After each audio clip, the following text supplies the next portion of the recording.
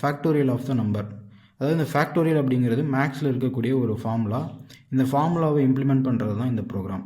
So இப்போ என்ன formula அப்படின்னா, இப்போ n ஃபேக்டோரியல், அதாவது ஒரு n வந்து 5ன்னு வச்சுக்கோங்க. அந்த 5ன்னு நம்ம எடுத்துட்டோம் அப்படின்னா 5 into 4 into 3 into 2 into 1.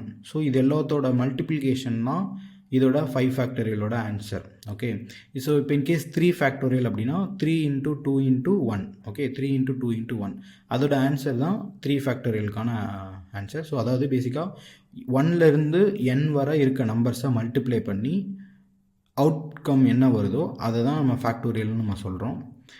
In case 0வை இன்புட்டாக கொடுத்தாங்க அப்படின்னா அது ஒரு எக்ஸப்ஷன் கேஸ். அதோட ஆன்சர் வந்து 1. அதை வந்து நம்ம அசியூம் பண்ணிக்க வேண்டியதான். ஸோ இப்போ n அப்படின்றது இன்புட்டாக கொடுப்பாங்க. அவுட்புட் வந்து ஃபேக்டோரியல் ஆஃப் த n வந்து என்னவோ அந்த வேல்யூவை நம்ம இங்கே பிரிண்ட் பண்ணணும். இந்த ப்ரோக்ராம் லூப் யூஸ் பண்ணி நம்ம சால்வ் பண்ணணும். ட்ரை பண்ணி பாருங்கள்.